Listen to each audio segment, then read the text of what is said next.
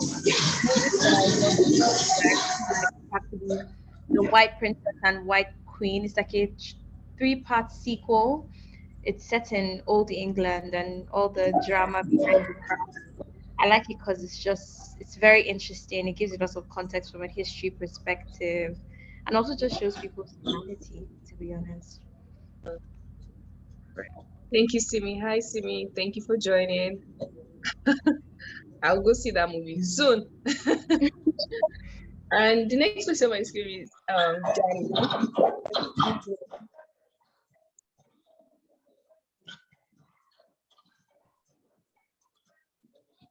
Hey, Dami.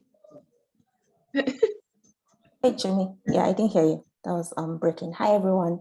I'm Dami Adiemi. I work as a data analyst, currently with a video game company, and I reside in Toronto, Canada. A recent movie that I watched, this was like over the week. It was My Dear Homecoming. And I love like My Dear movies because they're always like very funny, like comedy kind of based. So like that was a funny one. Like it was really funny. I think I saw that and I loved it. Yeah. Actually, thanks, Dami. Thanks. And next person on my screen is Blessing. Blessing, can you introduce yourself?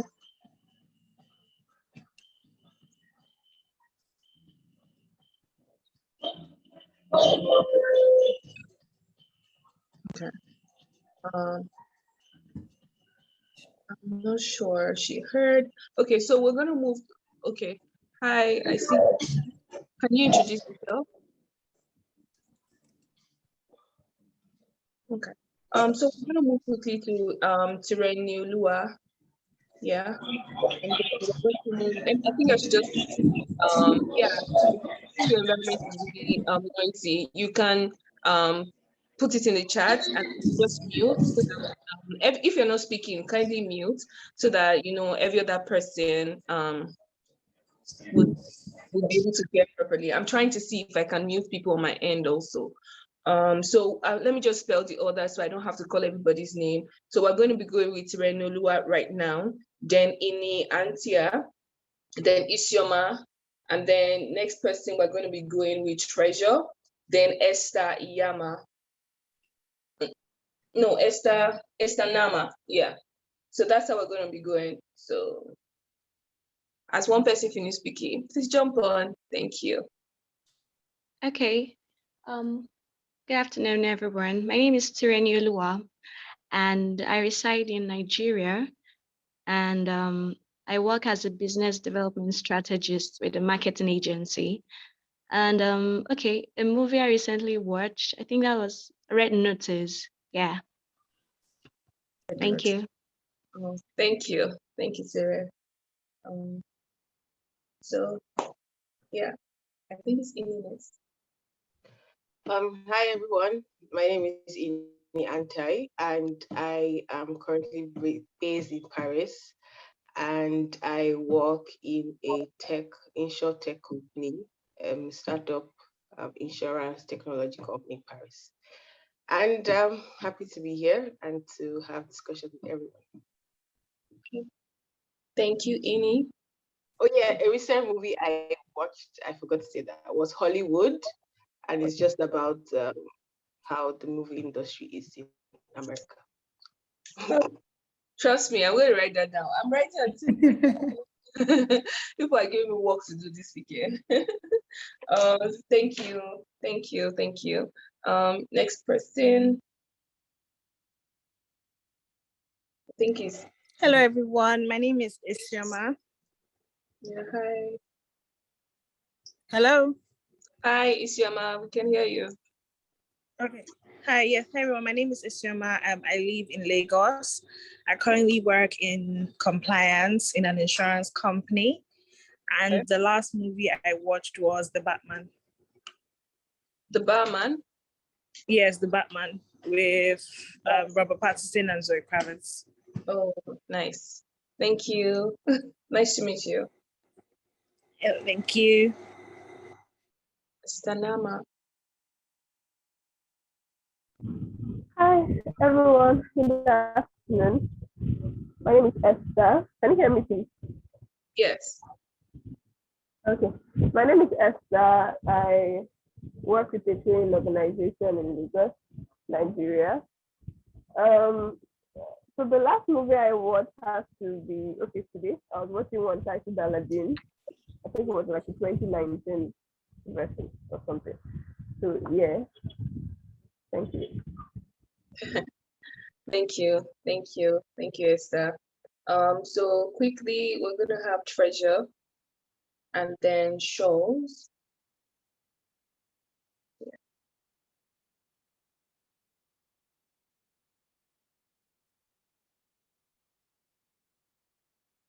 Hi, Treasure. Can you guys hear me? Okay. Yeah. Hi, good afternoon, ma. Good afternoon. Yes, ma'am. So quickly introduce yourself, your name, where you currently are, and a recent movie that you watched and you liked.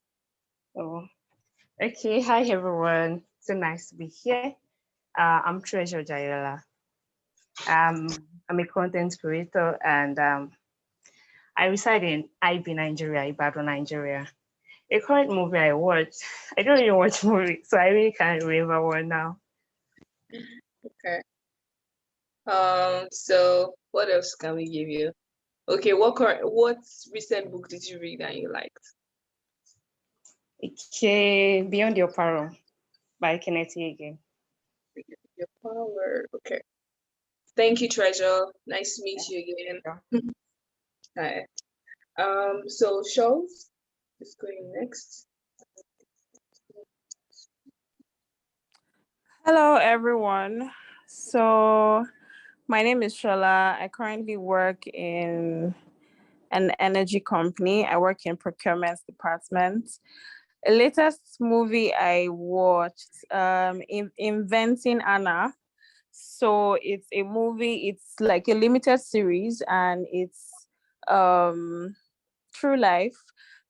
And basically, in summary, the lady was 26 years old when she like defrauded major banks in America. And yeah, it was just really interesting because I'm like, I mean, a whole United States, how? But yeah, so yeah, that's it from me. Nice to meet everyone. Nice to meet you, Shola. Yeah, I saw that movie and I was wowed. Like, so none of you saw this coming? Nobody? And she even played on my own intelligence. So at first I'm like, maybe she truly has a father that is really rich somewhere. Maybe it's just a misunderstanding. Thank you for sharing. So we're just gonna jump right into it right now. Nice meeting everyone. That's the icebreaker, like to make everybody know everybody a little bit. Since we're not meeting in person. So very quickly, Emerging Women in Tech Roadmap, right? Hi, my name is Abisola, and from the Hachi Lady Network.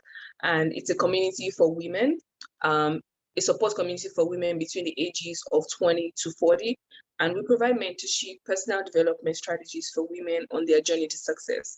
It was basically started like 7 years ago while I was in Covenant University. It started as You and Me, and I used to host programs on that called You and Me. Then it transitioned and moved to the Hatching Lady, and now the Hatching Lady Network, which embraces like more women coming together as a community and to help more women.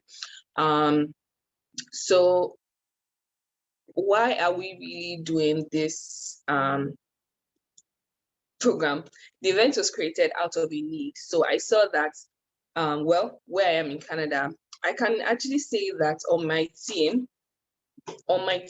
I work on, I work in Wonderman Thompson, and on my team, I am the only Black girl on my team. So, well, that's a need for me. Like, there was a time where even having a company-wide meeting, and I realized that I could count how many Black faces I could see, maybe like 3 in the whole company, and it's a big company. It's a very good company. The company environment is nice. But I just couldn't count people of color that much. And then when you now go to, apart from people of color, you now want to count women, especially in coordinator role. I remember when I just became joined as a coordinator to this organization, the person that was onboarding me was really excited to have another female on the group. And she's like, it's been male coordinators on the team for a very long time. So I'm excited that at least we have another female. So there's need for better representation. And I feel like if the future, we have more tech roles in the future, then why not empower people, to be able to learn skills that they need to, or to be, for their eyes to be open to the skills that they need to learn in order to navigate into a tech role or tech career, as you may have it. Okay, so these are all stats. About 85 million roles, we experience demand decline. So all these normal roles that we see, I'm sure right now you can already see that typewriting, all those things that used to be like, if you don't have a store where you're doing photocopying and all of that, then like you've not started. But now it has declined because now everybody can do everything on their phone. Everybody can do everything on their laptop and just like have a printer at home. I really don't need to go to a store to have that done. So same way, a lot of roles are actually declining. I don't know if you also figured before, our parents will ask us that what's really this whole social media thing I say you're doing? What's content creator? Your YouTuber? I know you're that one. Your social media strategy. What's that? But now they are paying attention because they've seen people who have made money from all those things, and that's how it will keep growing, and that's how it will keep increasing. So the stats also shows that in 2025 there would be 97 million new jobs in demand, and most of those jobs are going to be in tech, right? Increasing demand, you can see a table here, increasing demand, and then we now even broke it down into sectors, saying what are some of the sectors that would have more jobs in the nearest future, or continue to have jobs. If some are in decline, what are the ones that will remain, and what are the ones that will come up? So we saw like different groups: cloud computing, content production. So if you're a social media person, continue. And then we saw data, artificial intelligence, we saw marketing, people and culture. That means I always tell people that there's this big misconception that people used to have about IT, and then or tech, they just usually believe that it has to be like a lot of codes. Not really.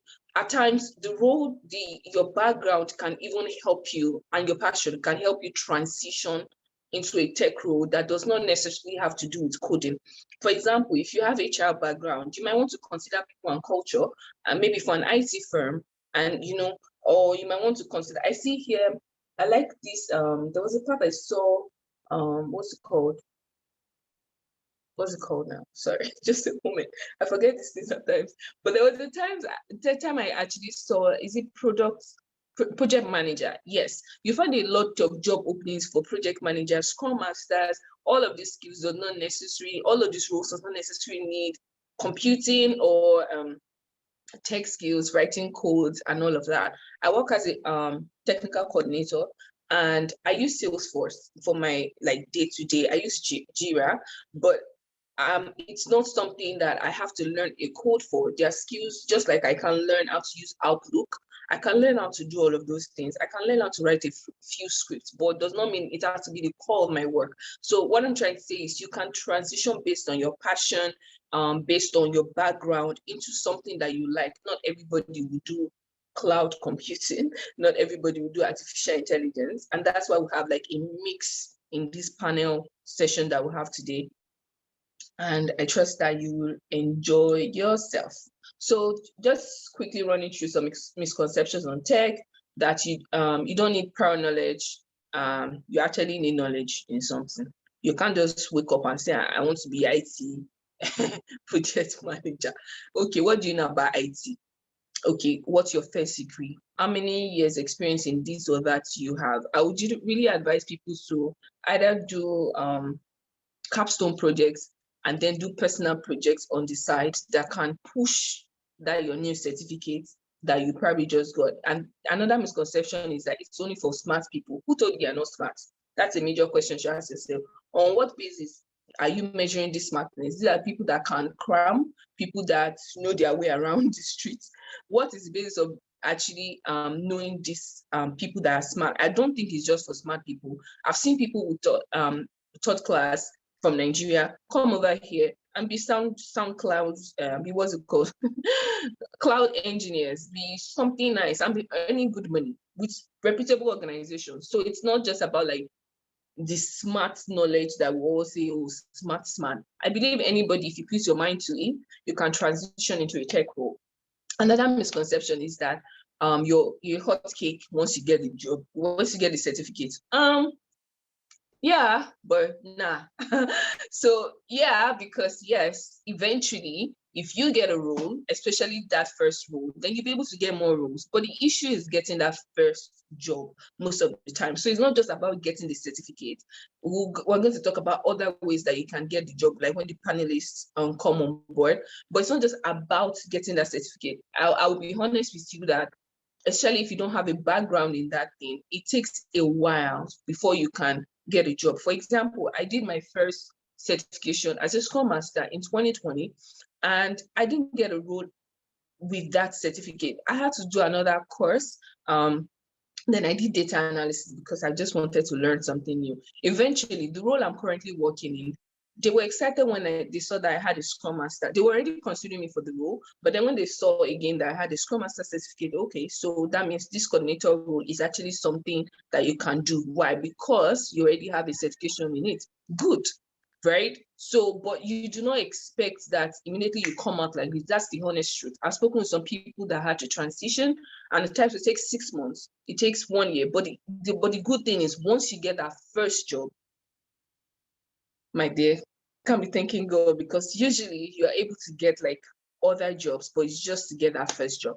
And then another misconception is that it's a get rich quick gold mine. My dear, you still have to study. You still have to study and get a job and then grow. I believe that we don't want to just be on, you don't want to just get the job and just sit down. You want to grow in that career. So it's not just get rich quick. You keep evolving just like any other career. Okay. So very quickly, we're going to be moving to the panel sessions. So we have amazing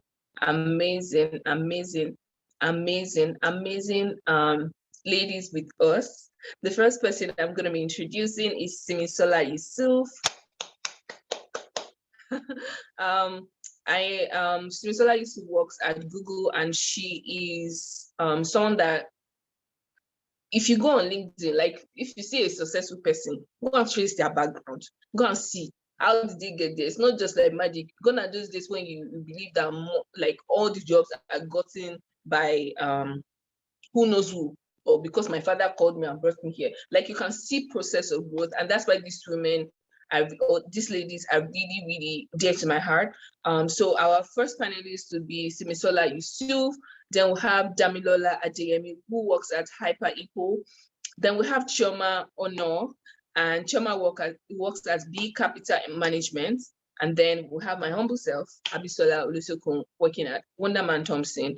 And then we're going to be introducing ourselves by ourselves and then say like a little bit of intro on what our daily lives on the job looks like. So I'm going to stop sharing now. 1 moment. I'm going to stop sharing now so we can go to the sessions. Okay, just let's go into the panel session because I am finding it hard to stop sharing on my computer. Something is hiding. Ladies, please give a warm welcome. Drop the emojis in the comment section. Show some love to our panelists. If this was physical, we would actually be clapping and be shouting, excited. If you can do that, that's exciting. And yeah, so we're going to, I'm not seeing your emojis, so I want you to welcome these ladies because they deserve it. For them to even take time out, hey, you should know that you're coming here to enjoy and to tap into some knowledge, some ancient knowledge. So drop some emojis. If you want to dance, show fire because yeah, welcome Simstar. Yeah, thank you. So we're going to be kicking off now. And I'm going to be starting. The first panelist on my screen is Chioma. So Chioma, you're just going to be introducing yourself, the role that you currently work in, and what a daily activity in your role looks like. Like, what does your role entail, basically? Hi, everyone. Thank you so much for joining us. Thank you, Abisola, one more time for having me. My name is Chioma. I am an IT business analyst. What's my daily role and what does that entail?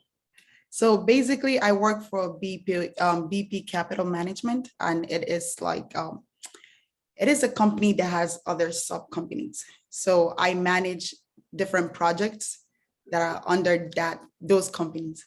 So that entails meeting with subject matter experts. That entails, communicating with stakeholders and in the businesses.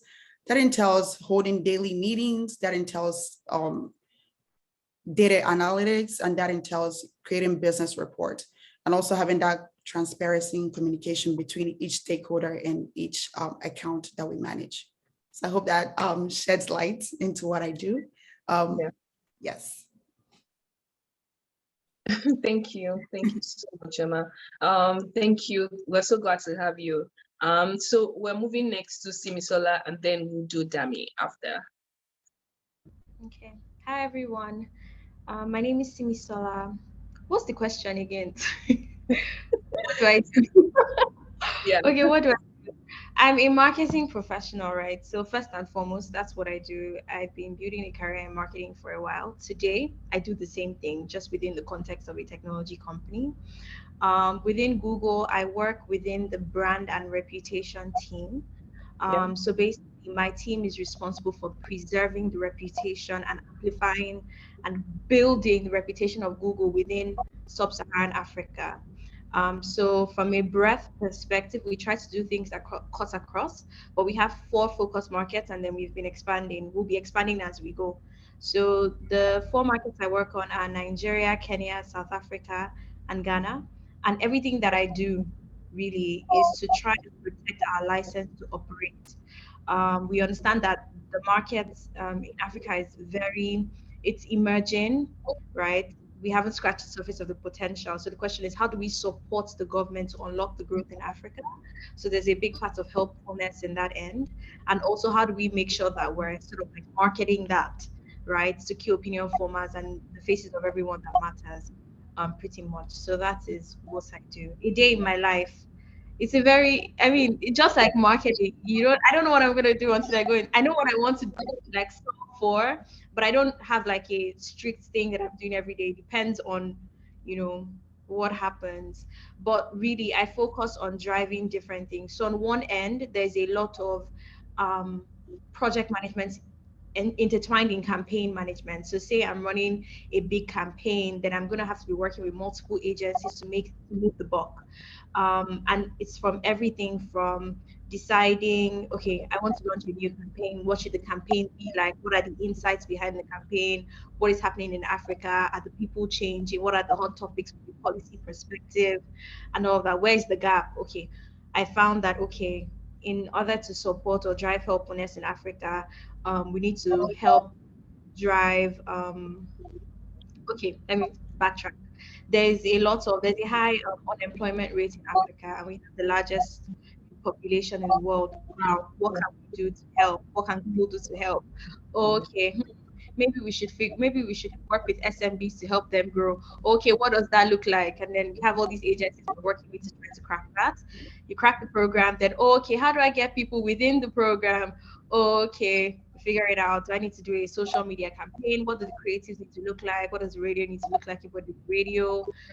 Oh, I think I need some partners on board. Who are the people within the ecosystem that I can work with? Oh, Flutter, we've just launched a program that can work. Oh, okay, so I'm now getting in, having meetings with these partners to move the bulk. Oh, I think we can collaborate here, there's synergy here. So that's pretty much like what a day looks like. It's a mix of creativity and science in some sense, because there's like the data and research parts of things, and then there's the people part of things. And interwoven within these two things is also like agency management and people management, because you're doing a lot and you need to rely on other people to help. So that's like a very big task because you have to work through people, if that makes sense. So that's like, I think a short. It's like six. Yeah, thank you, Simi. Thank you again for joining us. We really appreciate your time. So we're going to be moving now to Dami. Hi everyone, I'm Dami. So I work as a data analyst with HyperHippo, and HyperHippo is a video game company.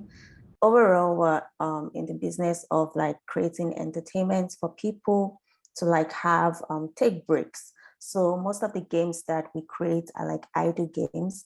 So they're not like games that you technically spend like hours on, but they're mainly games that you should like it's like going on social media, like going on Instagram, right? But like taking that break to like play a game for like a short period of time, like you're waiting for like something and then you just pick out your phone to play the games. So my role basically, I don't have the same day to day, so this is going to be interesting to explain. I work with different teams. I work with the game design team, I work with the new global markets team, I work with finance, I work with a lot of teams. So overall, what I do is helping out with like new games and finding out, like helping to like create schemas. It's called event schemas, but like helping to define like the data that pulls in from like the pipeline or from the codes of the games into our data, so that when the games are live, we as like data analysts were able to like analyze the data and make sense of what comes in. So I work on that end, like new games. I also like help the new global markets team in like creating projections and finding out like what markets they need to go into and what markets they need to target. So like similar to like marketing, but basically like looking at different countries and looking at like similar games in the industry, like what games have performed excellently well in a particular country or region or language. So based on like those analyses, like the new global markets team is able to like make a decision on what country or language to project into and put the games into basically.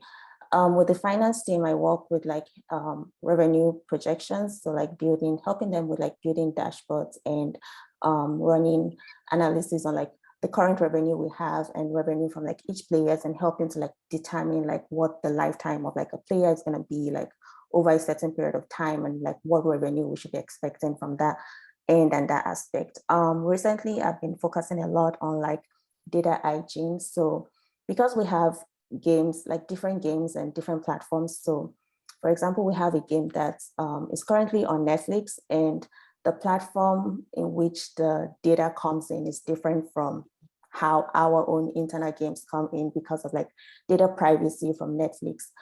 So we have to actually use their own platforms. So like the data is different. And so based on that, the way the data comes in is different from the two platforms, and there tends to be discrepancies. And so I've been focusing a lot on like trying to identify the sources of our data discrepancies and how we could kind of like bridge that gap, or like define our margin of errors basically between like different data sources. So overall, that's what my role entails. It's not the same thing every day. So that's what keeps me excited. I love to hear that. Thank you so much, Dami. Thank you for joining us. And thank you for bringing your wisdom also. Thank you, thank you, thank you. So my name is Abby, Abby Solar. So that people don't break their tongue here and they don't call me names that I'll be angry that I don't call my name well. So I make people call me Abby. Yeah. And so my name is Abisola Litokun. I currently work as a campaign specialist / coordinator at Wonderman Thompson, Toronto, Canada. And basically my day-to-day is basically to coordinate, right? I work with a team. So when you receive emails from organizations like Adidas or there's someone in the chat for you, Dami. So when you receive emails from organizations like Adidas, like H&M, or some other amazing companies, part of the team that actually makes sure like they communicate the offers that they have, the discounts, all those beautiful news that you get during in your emails. So my team works on that. So it's marketing, automation, and personalization, MAP. So on a day-to-day basis, get to office, see what our clients are saying, if they want to make changes to their campaigns.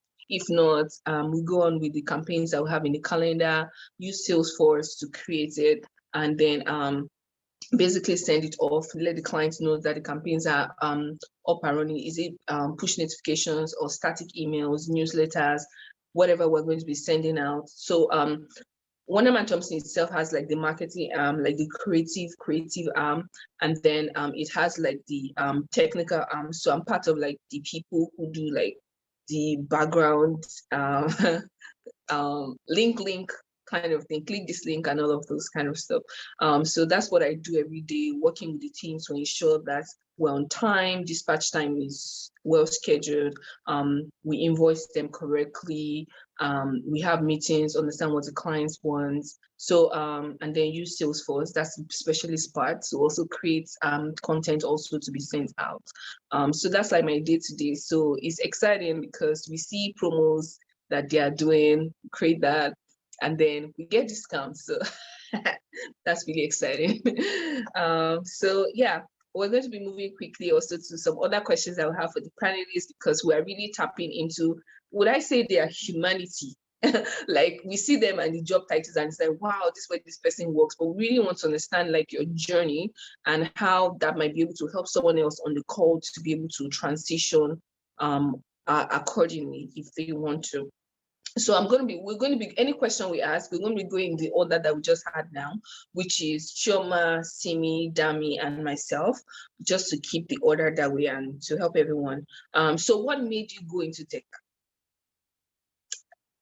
For me? Yeah. Okay. I like problem solving. I like it a lot. I like the idea of having a problem where everyone is like, oh my God, how do we fix this? And I come into place, I collaborate with my team and solve that problem. And tech enables me with that. And also it's a growing field that has the opportunity for continuous learning. And for me, I really dread a career that that I can just go in and do what I'm supposed to do and go out. That's not me. I like that in a tech field, you have to always be updated, you know, with each certification, with each, let's say, for instance, Salesforce, they have like different certification for Salesforce, or like each software you use, you have to know and be up to date with the business acumen of it. So I really, really like that. Also, lastly, funny enough, I have a health background. I was in med school. So I realized that, you know, I was in the pathway to go to med school, but I realized that I really wouldn't enjoy this long term. So I was like, you know, pause, let's pivot a little bit. And I realized that tech career is very exciting. I see myself in a place where I can, you know, be a subject matter expert and really be the light in that field. And it's a field, just as you mentioned earlier, women are not there yet. For instance, I'm the only Black female lady in my team, in a team of about 100 people, I'd say. And it's that opportunity itself is like a gold mine. And it's also super exciting. You know, I want to be able to create that leeway or be that liaison that, you know, help others get into the field. So, yeah. Thank you, Chama.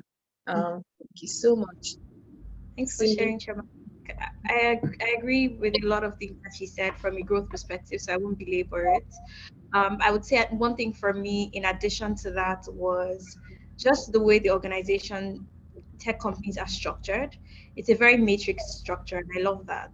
So, in actually, my first job out of school was within a tech company, and that was in 2014 when the whole tech thing was not this crazy, at least not in this part of the world, right? So the whole hype was not there yet.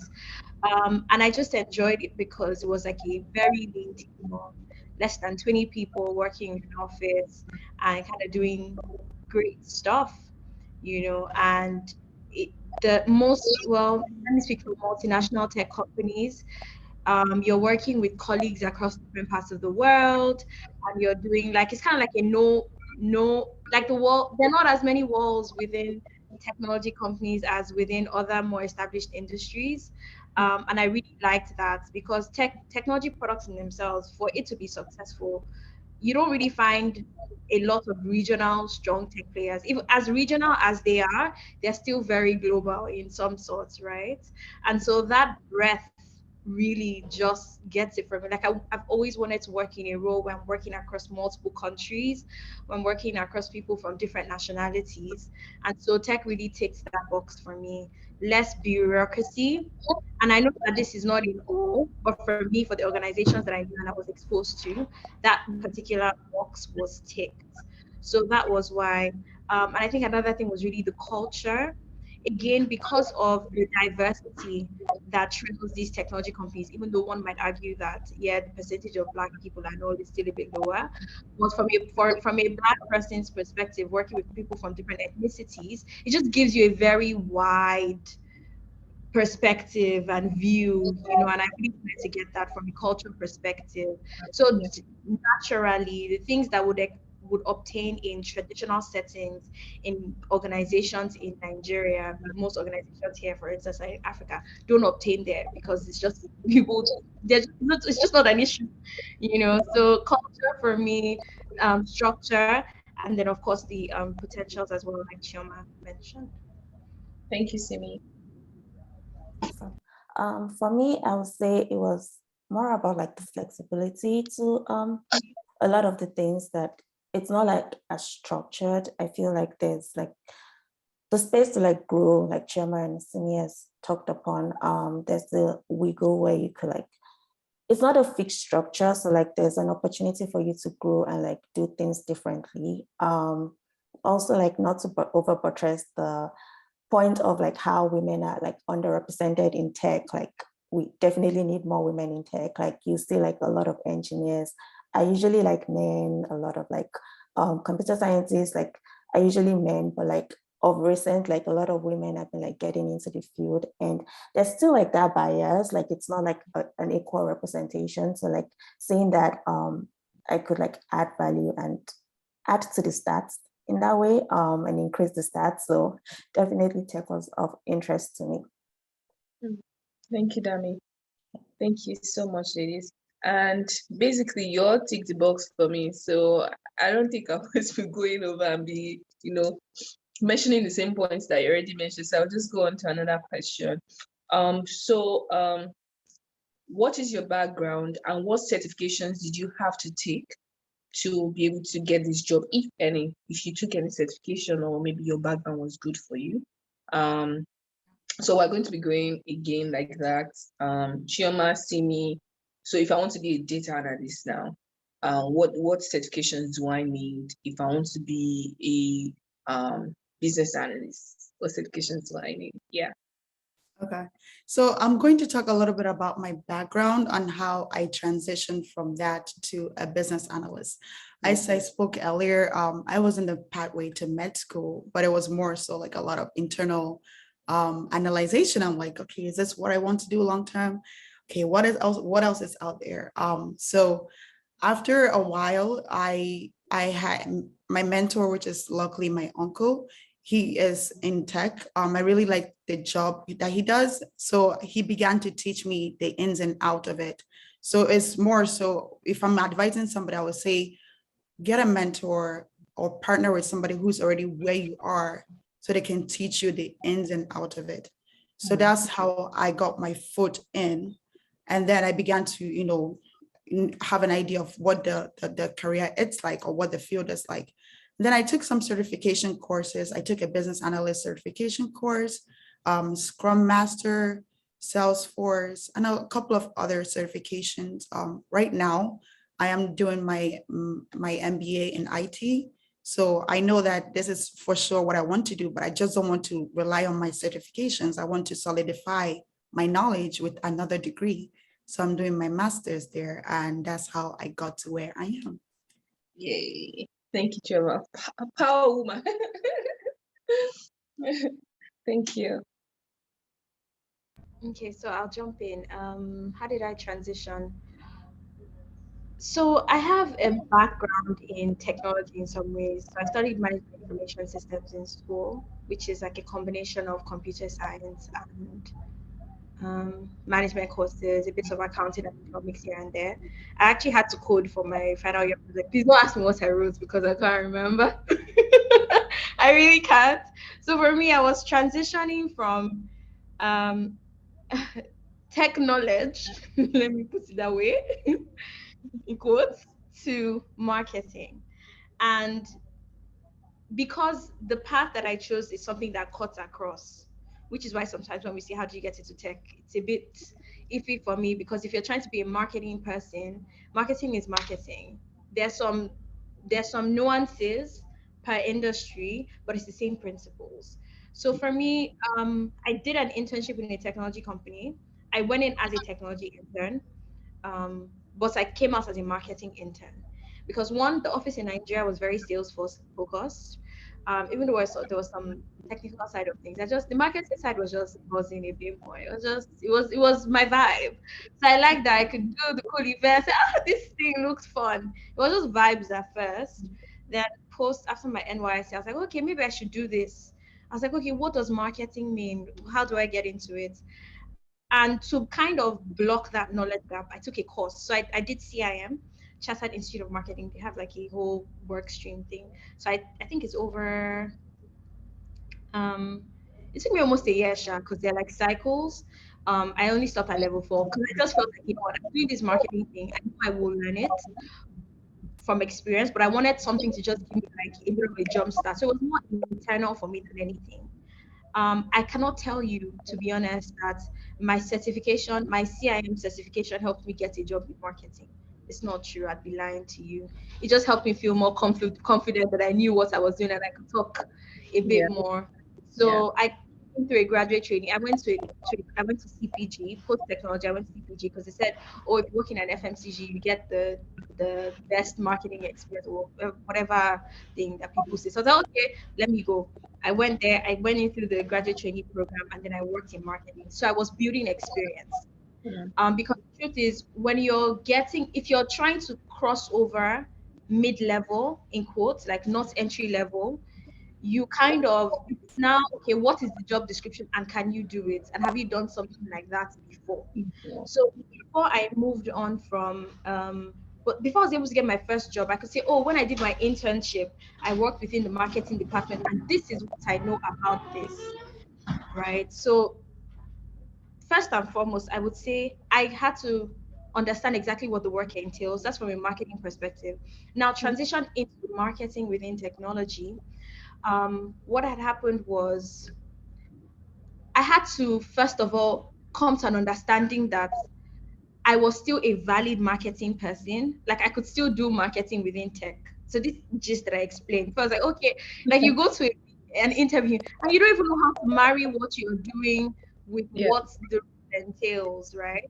So I had to first of all, what does it really mean? Like, what are you doing? I was like, it's the same thing now. That's what I'm doing here. And then, Yeah. that confidence came in and all. So for anyone who wants to transition, first of all, if you're going into a specialist position, like you want to be a data analyst, what does it mean to be a data analyst? Start from there. And then you can always throw in all the tech junk as you go and the speak and all of that. But start from what does the role actually entail? Yeah. How does this do I have anything that I'm doing now that can apply? If Yeah. not, is there something I can do to make it fit? Right. And then you can now adjust your speak and your experience to fit the industry nuances within the organization, then you can talk about it. Because typically, anyway, let me not jump the gun into interviews, but just to say, because if you're trying to get a job, they're going to ask you, they're going to try and test to see if you can do the work. So if you don't know what the work is and you don't have any examples that you can pull in, right, to fit the work, then it doesn't, you haven't, you're going to struggle. And sometimes you can actually do it, but you just don't know because you don't know what exactly it takes. Yeah. So that's my take. Yeah. Thank you. Thank you, Simi.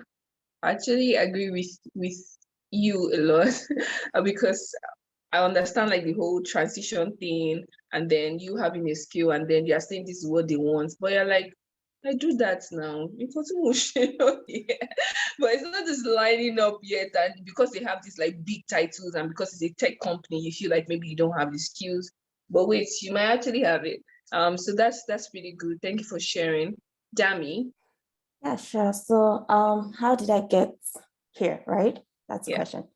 Okay, so my first degree was in economics, and afterwards, I was observing my National Youth Service at a research institute in Ibadan, where at the time I was like gathering a lot of data, and it was very basic. And I was like, well, I feel like people like analyze this data and like pull out insights.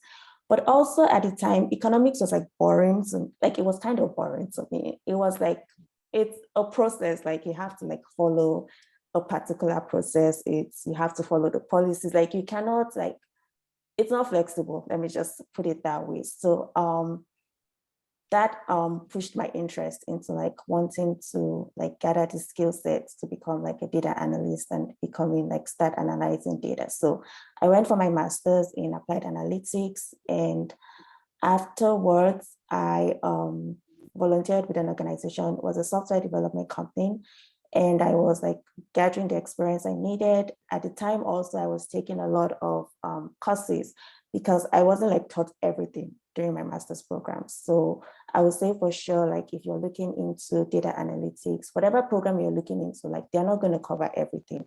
You still have to like go on your own and like take certain courses. So on my own, I learned Python, I learned SQL, which were helpful for me. In school, I learned R, which I barely use these days anymore. And then like you also get like the overall idea of like what to expect on like a day-to-day from whatever program you take. Like you would definitely have that high level understanding of what you need on your daily task. So I got the experience I needed, and also transitioned again into a marketing agency where I was very like hands-on on like doing everything that you could possibly think about. So I think that also like gave me a lot of the experience of like a day-to-day data analytics and what you needed to do, like even outside the tech field, like you understood like how data analytics works in other industries and how you can apply like certain skill sets, even now within the tech industry, like you could transition and transfer some of your skill sets. So I would say research programs, there are so many courses out there these days that you could use to learn data analytics. I feel like Udemy right now is like a data course overload. Like it's just too many courses, like so many courses. So like if you're looking to take courses like research, look into like their reviews, their ratings. Some of the platforms that I used that were helpful for me was Udacity. Udacity taught me Python and SQL. And there are like other platforms now. You can learn SQL or mode analytics as well. You can learn R on Data Camp as well as Python. So if you're looking to like do that, you could also look into that. Tableau, you can learn like with your Tableau public. Google Data Studio is free if you have a Google account. So you can learn that as well. And there are like other data analytics skills. I would say like it varies based on the industry, and it varies based on like the company. Like some companies are looking for a certain high level skill set, while some are like looking for basic data visualization skill sets. So like if you're going for like the very basic data visualization, like having a Tableau license or a Google Data Studio experience, like those would be enough for you to like become a data analyst within an industry that is heavily focused on like data visualization.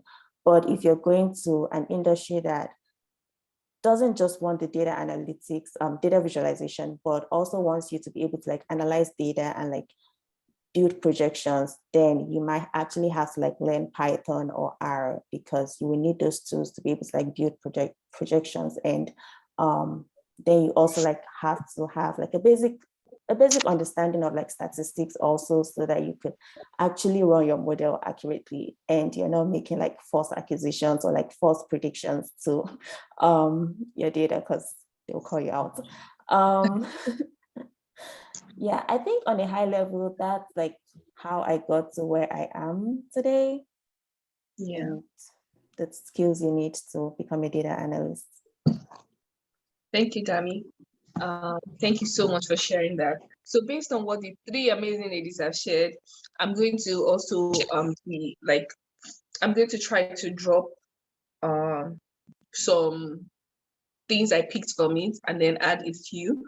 So just so that we're aware, it's good to have certifications or to have like a degree. It boosts your confidence level, even if you are not going to they're not going to ask you during your interview. And then because you have it on your resume, you yourself feel like, okay, so at least I have something. It could be a free course. Nobody really wants to know most times. It could be free, like the platforms that have been listed, you could do it for free, but as long as you can get the job done.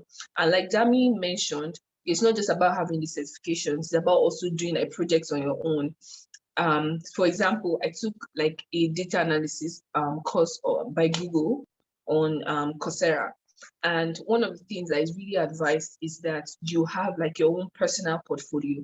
I remember one time I was trying to do the project. I actually called Dami that I'm trying to do my project. My Oga come and help me out, right? My capstone project. So these are things that you need to have. So certification might not get your foot, might not be all that you need, but at least to get you confidence. And most of the time, it usually gets you like a foot in the door. So what do you know about this role that you're applying for? And there's one thing that Simi mentioned that I feel like is really important, which is you understanding the role that you're going for.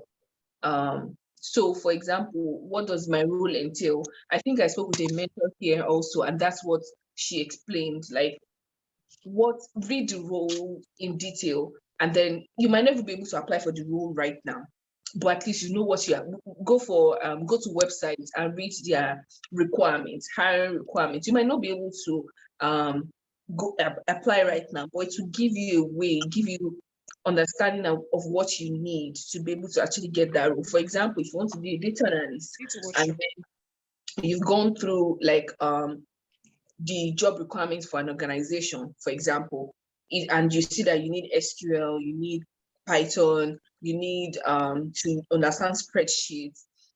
When you've gone through all of that, then you'll be able to see that, okay, so these are the skills that I have, these are the skills that I do not have, this is what I need to grow myself in. And then when you're able to break that down, you know what to focus on and to grow, it helps your growth. And then when you know that you've ticked a good number of the boxes, you yourself, you go forward and you're like, oh, I can do this, I can do this, I can do this, and this is what I bring to the table.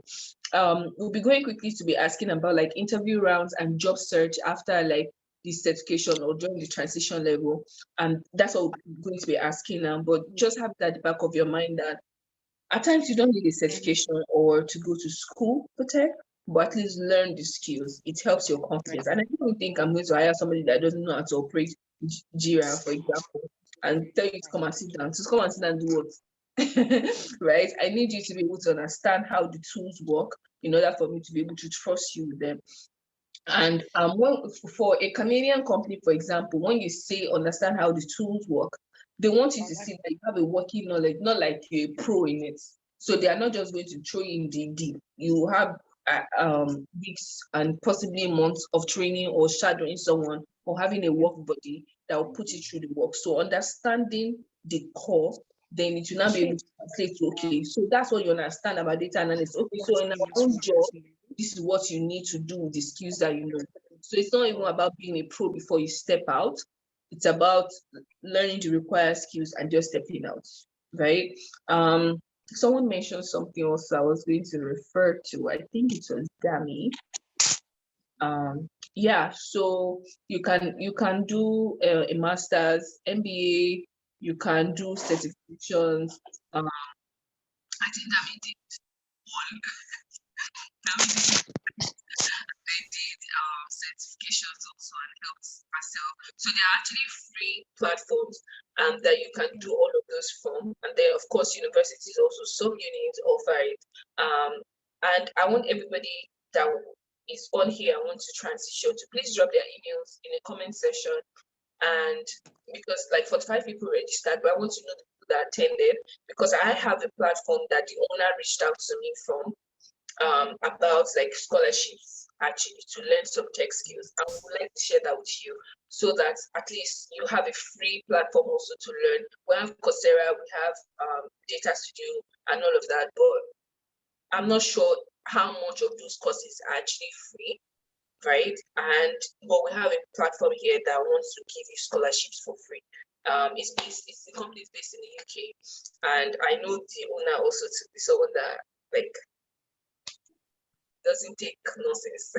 Like he actually learns. So if you really want to do transition into tech, if you want to get the scholarship, drop your emails in the comment section. I'll also be sending an email to you once I'm able to figure out how this whole scholarship thing will work with the person. So very quickly, the last set of questions I will have, I want us to leave here soon, right? The last set of questions I will have is when you all realized that you wanted to transition into these roles, you've read the job requirements, you've done all of those things, how then was the interview or job search process for you? Was it easy? How long did it take?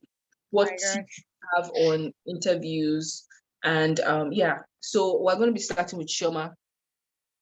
Okay, I'm going to be really, really transparent because I feel like transparency is going to help us and it's going to be encouraging throughout the journey. I was working while interviewing for the position I was interviewing for, and it wasn't easy. I went through a lot of interview only because I didn't have an experience in the field.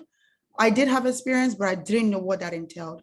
So I went through a lot of interviews. What I did was I researched the possible interview questions, watched a lot of YouTube videos, networked, asked a lot of questions, and then what I did was after networking, after talking to people, I created an outline of an idea of what the questions will be for the interviews.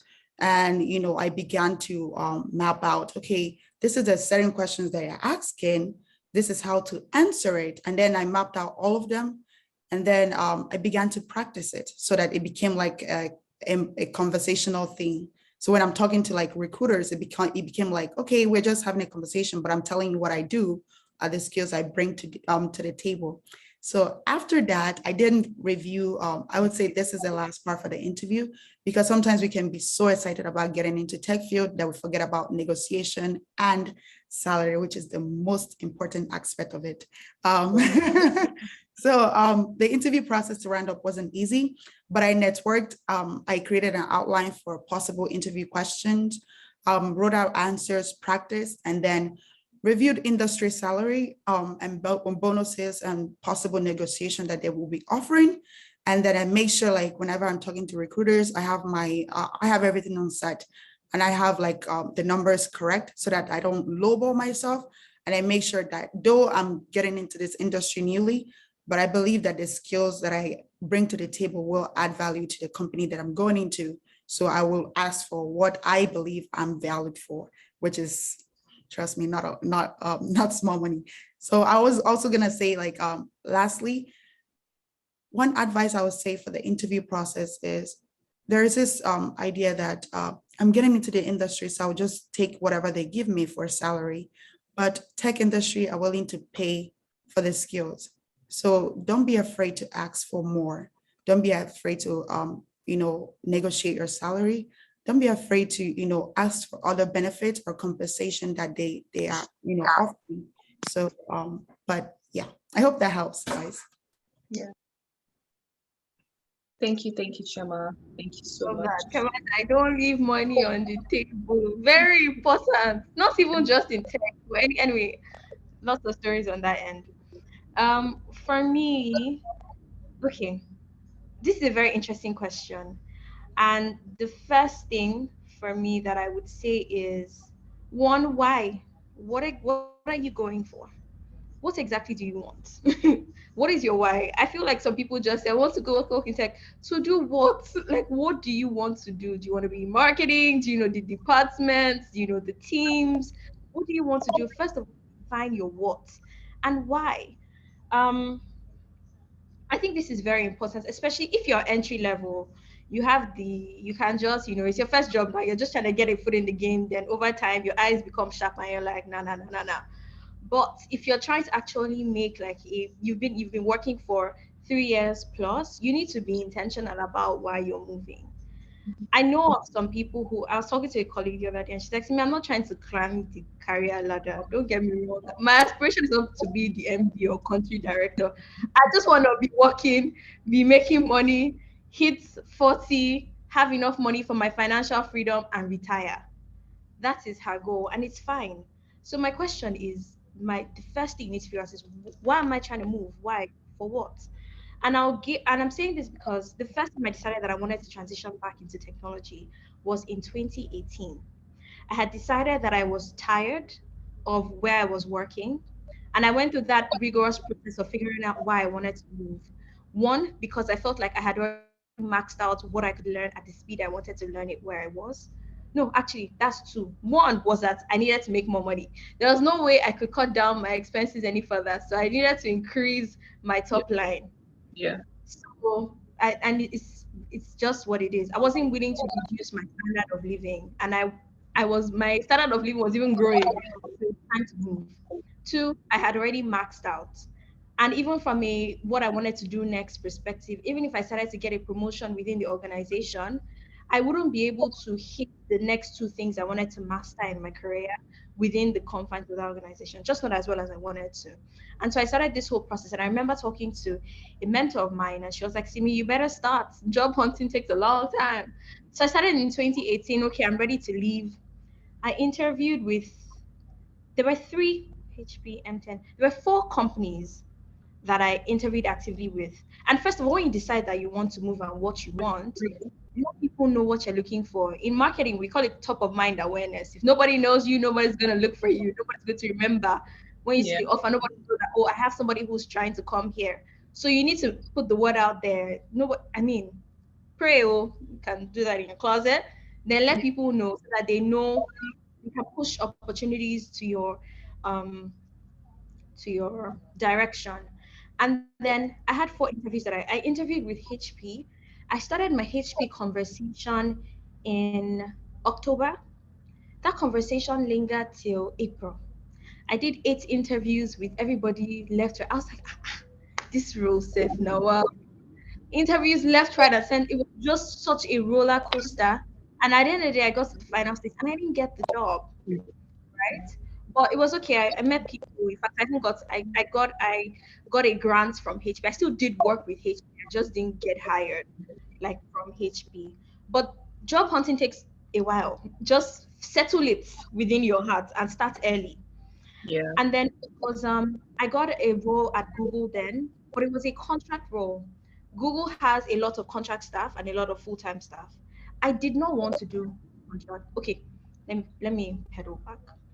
There was Google and there was MTN.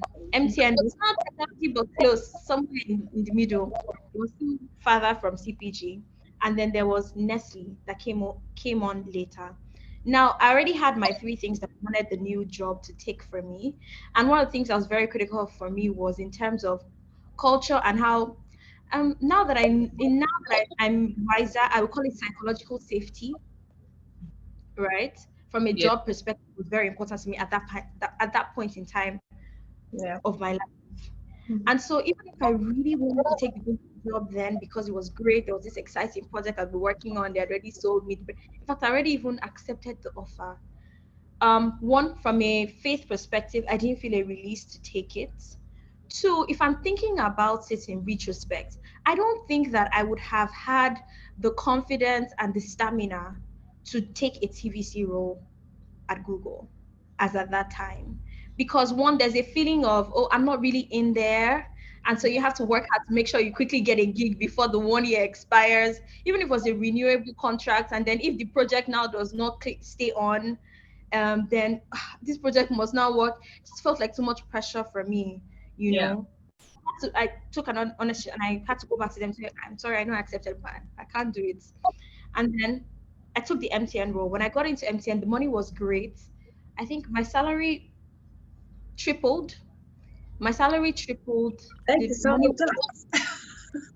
The work-life balance was great, but I felt very the the kind of speed at which I wanted to grow was not what I wanted to hit in my career.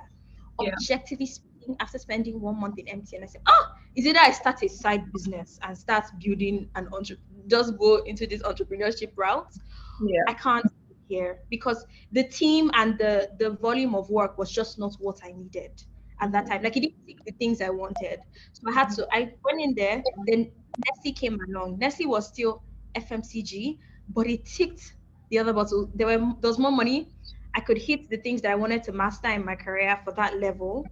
And so I was like, you know what? Leave the tech thing first. That's why you have to know your why. Like, why exactly do you want it? Don't just go, okay, let's just kumbaya. Don't follow the Everybody's doing it. men talk. Don't fall for it, please. Be objective. So that's one thing. Get the word out there and then start networking. I wrote down something that I don't want to forget to say it. Yes, and okay, I talked about apply, apply, apply. You're gonna get many no's. Prepare yourself and just keep it moving. I remember when I decided to transition again last year, my friend was telling me about how she had applied to like over 100, like she's perpetually applying for roles. And I was like, how many rejections have I gotten? I'm not even serious. And then I started, like I went at it again. So apply, apply, apply, keep going and keep learning. Yeah. And then another thing is, in terms of your experience, you can, when I got my Google role, then one of the biggest confidence boosters I got through the process was when I would talk to people, okay, what should I expect? How should I, like, just ask your questions, look for peers that you can talk to. Peers will give you more information about a role and interviewing than the manager who is recruiting or people on that level will, because they're not doing the work. Your peers will tell you exactly how it is. So find peers, and then if you don't know, just ask. Because I think I met up with somebody. I wasn't even trying to do Google, but decided to have a lunch chat with the person who was supposed to hire me in 2019, and then she was like, "Oh yeah, everybody comes into Google from FMCGs all the time. That doesn't matter.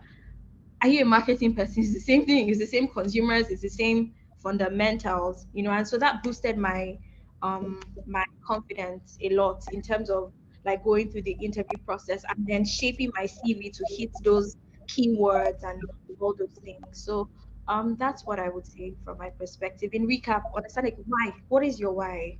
Aside from the fluff, and it's your fluff. If your fluff is you want to be women in tech, it's okay. You can also put it there, but be clear if it's one, like what is the rating of it? What is the weight of it? If you want more money, stick to your more money narrative. Do your pros and I do traditional pros and cons, and I'll be rating it and scoring it and all of that. Put the word out there that you're searching, apply like crazy, keep going, and find out how to tailor your current experience into it. And then so just to add, when you now get into the space of interviewing, you have to understand the culture of where you're working. If you're going for an interview with a technology company that's very laid back and everybody's like, oh, they want you to be able to have coffee chats with them, and you're coming in with an archaic Zenith Bank, good morning, sir mindset, is not gonna jive. So you have Yeah. to understand what is the culture, what works, and to say hi, get your highs in check. Be bantering over, make sure that you're selling yourself. But there are these little nuances because people want to hire, especially in technology, they're trying to hire people that can do the work, but people that they will also enjoy working with. Sorry to send it back customers. You get what I'm saying? So Yeah. understand the culture, the different things. There's a particular way things operate. In tech companies, it's very functional. They want to hear you say, I worked with this person, and like you have to be able to map. So when you know those nuances, you can then bring it in and then you're sounding like one of them. That's what you want to do. You want to sound like one of them. And Yeah. that way, yeah, so those are the things from me. Thank you, thank you, thank you. So in terms of ticking boxes, Simi actually ticked like a number of boxes for me. And I'm like, yeah, I totally agree. I totally agree. I totally agree. So I'm just going to be um summarizing this chapter and then we'll take announcements, and then please, while we're taking the announcement and even from now, if you have questions, please drop it in the comments section so that our panelists can attend to them before we say goodbye. So while I'm wrapping up, while the announcement is being taken, please drop your comments. Thank you so much. So I wrote some things down that I'm just going to wrap up with. So we've already talked about like tech, women in tech, and why would we need to get into tech, right? But I'm just going to also be putting some like bullet points. So you already know that, okay, so I have the skills and I want to go into tech. Like Simi explained, oh, you've understood your why. Why do you want, why do I want to go into tech? Because I want to make more money, because I want to retire at so age, because I want to have shares, different reasons why you really want to do that tech role. Now, after you've gotten your skills, you've understood your why, how do you now get your legs like in the door? The first way we all know is resume. So you need to have a good resume, because that's the first thing that speaks for you, even before they call you for interview and know what you have to offer, before they go on your LinkedIn page.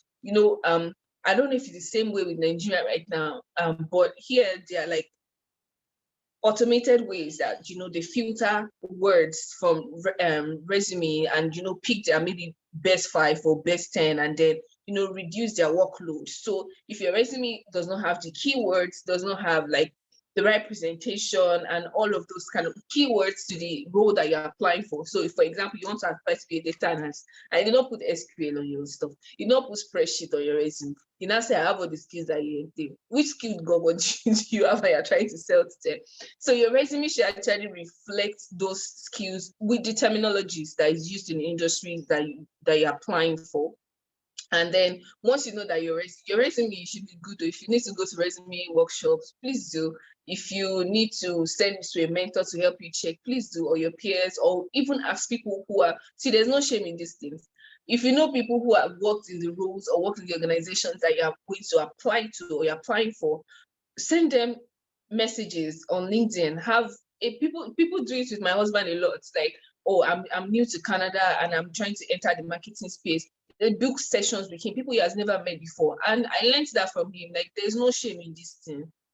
Me too, when I'm applying for jobs now, I will look for someone that I trust, that, oh, this person I'll be here for, oh, this is the same role I'm going for. I'll be here for like 2 months, 6 months. I consider all those things and then I go for the person. If you tell me no, the next person might not tell me no. And if you I used to say there's no shame in this thing. And since I started getting the confidence to actually put myself out there, I know that what's the worst that can happen actually? You tell me no, and then I'll get someone else. I've been getting more like results. For example, I did an interview with one of the banks I would really want to work with here, and it's like with their people team. And I really wanted that role. Like, from the first interview, I said, oh, thank you for reaching out to me. I was really excited about it. I didn't get the job, right? But I sent the person an email later saying, I just want a feedback. Now, and that feedback is very, very instrumental to how I even got this role I'm even working in, because she gave me some feedback. She was like, I love your story. You told me you wrote 2 books. And like, I'm thinking of writing a book. Shows like go-getter. She mentioned some key things that she noticed in our conversation. And then she picked some things that she thinks I need to develop, which is my stories are good. And are inspiring, but I need to link my stories together and like have an organized part. She even went as far as saying, if I need help with my resume, or if I need help with anything, I should let her know. If she sees roles, also future roles, she's going to let me know. We built a relationship because I went the extra mile to say, okay, I've received my Ella, but I'm still going to go back and find out like what are the things that, because I actually want to succeed. So what are the things that I need to learn to be better? For example, she shared with me that even with the fact that she's at the top of her career, like she has like a PowerPoint where she shares, like she has her stories, each stories for different interview questions that she can tell. So, and there's a way, I think it's SMART answers, or there's an acronym for it that she shared with me, which is you say the story, what led to it, like mention key points, what did you do, key points. Thank you, yes, that's it, thank you. So and when she finished sharing that with me, she showed me, and I was like, okay, someone that is really successful like this, even still prepared for interview this one, actually take interview as well. My story is my story. I can always say my story, but there's a way to say it. And then I went back to the drawing board. I created that document for myself. And then the next interview that I did, I'm like, Okay, like it was back to back because I was even more confident because my stories were good. And now I have the job, but if I did not reach out to somebody, I'll probably not have gotten it because I would not know where I'm missing it. Because at times we'll be sending out resumes, especially if you're trying to transition, sending out resumes. At times you even get to interview. So it was like a process for me. At first, I was sending out resumes and like 200 people, and I'm not getting any feedback.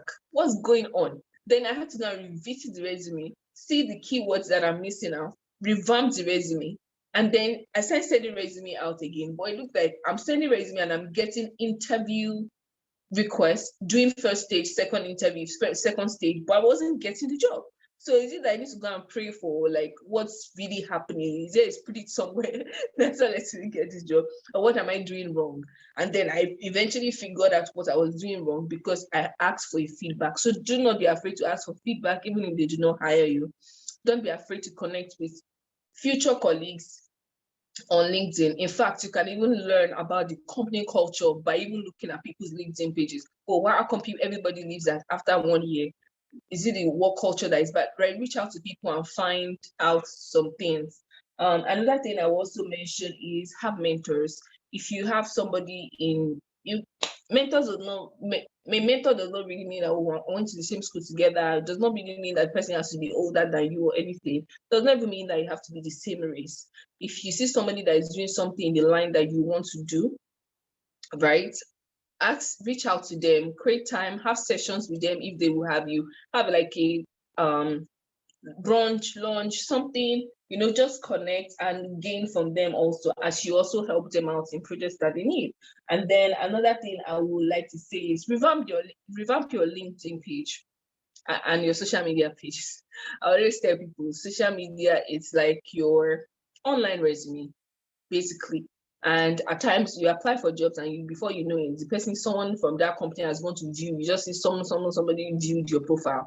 So if your profile is not good, for example, if you're saying you have 5 years experience working in product management and we do not see anything related to that in your resume, we saw it on your resume, but we cannot see it on your LinkedIn page. Is it that you're lying or you're not just saying LinkedIn? Or do you understand?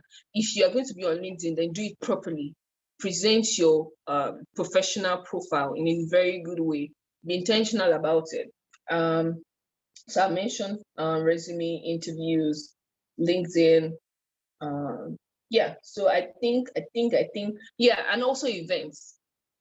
Check for events that are happening in your community. Some people do job fairs. Go for job fairs, apply, put yourself out there and understand how this industry that you're applying for actually works. If you are going for interview, when I just got to Canada, one of the things that they shared with us in Nigeria is, oh, you have to wear suits and all of that. Man, I wore 3-piece suit too. I think that they saw me that I was too serious for them. They know I am, right? But the first interview, the first job I got in Canada was when I wore a dress and I wore sneakers on it and I carried a backpack because at that point I was applying and I wasn't getting the job. So, and one major thing that my cousin and one of my friends mentioned after I told them about my process and how I wasn't getting a job is, what did you wear for the interview? So if you are wearing suits, pack my hair like a grandma and going in, they will feel like, oh, this person might be too uptight for this kind of role. So understand the industry, try to Google the kind of things that they wear on a daily basis, try to see, people from the company and how they relate, and, help yourself. Let me see if we have questions. That's all from my end. Someone says Zenith in the mode. Okay. Do you think it's possible to transition from HR to cybersecurity? And how do I tailor my resume and LinkedIn page to start attracting employers? I feel like the transition is very easy. I'm gonna let other ladies on the panel jump in on this. So please, if you have answers, please jump in also. But I believe that the transition is actually possible, but you have to be really determined, in my opinion. Like, have to get learn what cybersecurity is about. Like Simi mentioned, why cybersecurity. Yeah, if you need to get a certification here, I think people even have like a degree for it. Some people also have certifications. Then how to then when you're done, you see there are some programs, and I also want to mention this. If you are going to be having a paid program, you know, we've been talking about free programs. If you're going to be having a paid program or certification platform, try your best to ensure that it's one that gives like job support after the training, because I don't expect to pay $5,000 or more to get a certification and you're not helping me with job support. Well, then why can't I go to Coursera? You're not helping me with internship. Why can't I just go to Coursera and learn the same thing? Why am I coming to you? You know, so try to see if it's a paid course that you're doing, if they have like job support after maybe placement or help you with your resume and all of that. And in terms of tailoring your resume, you can Google like resumes in your field and make research, because I cannot speak to cybersecurity because I would not know the industry language or lingo that's supposed to be used, but it's something that can be researched. And if you have that kind of cybersecurity training, like when I did data analysis, for example, at the end of the course, they had a course on resume writing, how to build your resume, how to share your portfolio. So if things like that are also there, it's going to help you also. And then in terms of your LinkedIn, what I just spoke about, putting your work experience that is on your resume on your LinkedIn, also putting your certifications on your LinkedIn, connecting with more people. I think I heard this somewhere, I'm not sure it's accurate, but then they start taking people serious when you have like 500 connections. You see that you're active on here, something like that. So yeah, take that seriously. I don't know if any of the ladies want to jump in on this question. Simi, Dami.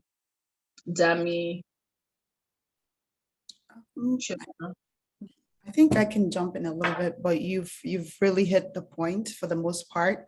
I would say cybersecurity is a very broad field. So define which aspect of cybersecurity do you want to go to? And just as Abisola said, mimic the resume, because the skills are there.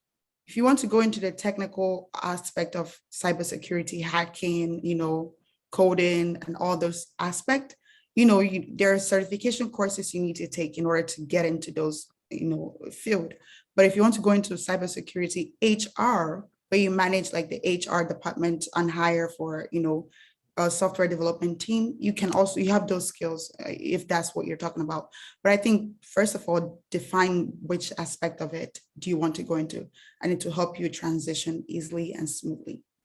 That's all. Yeah. Thank you, Chema. Okay. I'm not sure if any other person wants to jump in. Okay. I'm just let Treasure is going to take the announcements now. If you still have questions, please drop it. If not, after the announcements, we'll do a party dance and then we'll call it a day. Thank you. Treasure. Okay.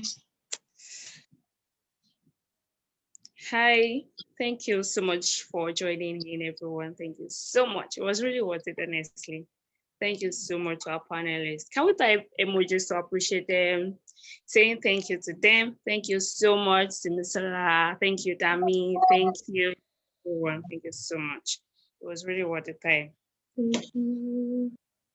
I'm waiting. Thank you. Can we type thank you in the comment section to show our gratitude? We really do appreciate your time. Thank you so much.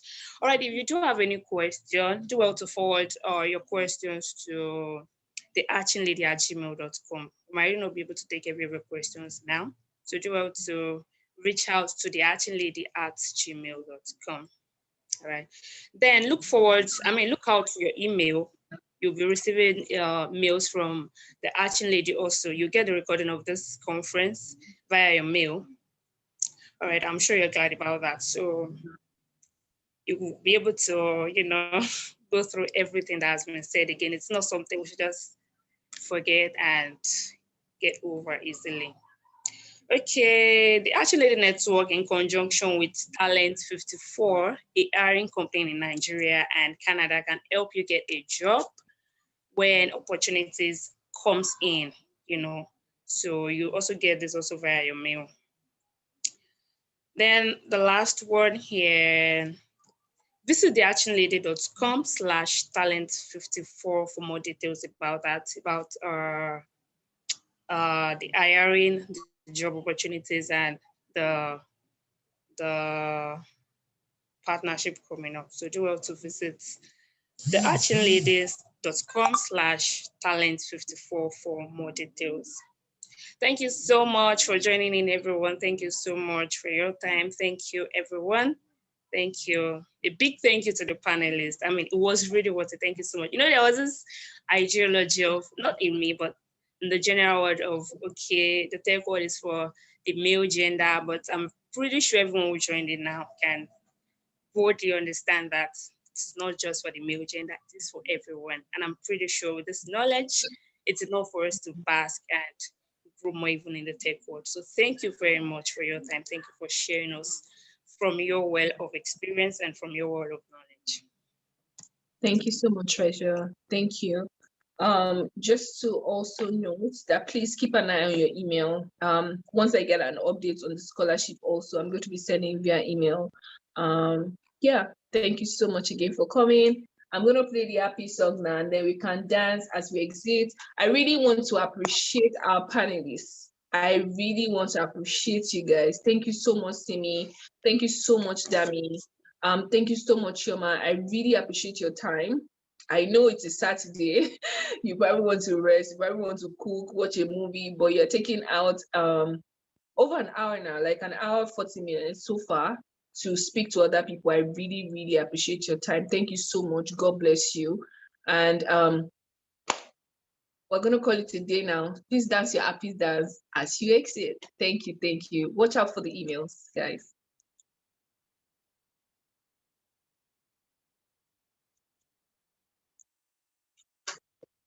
Thank you.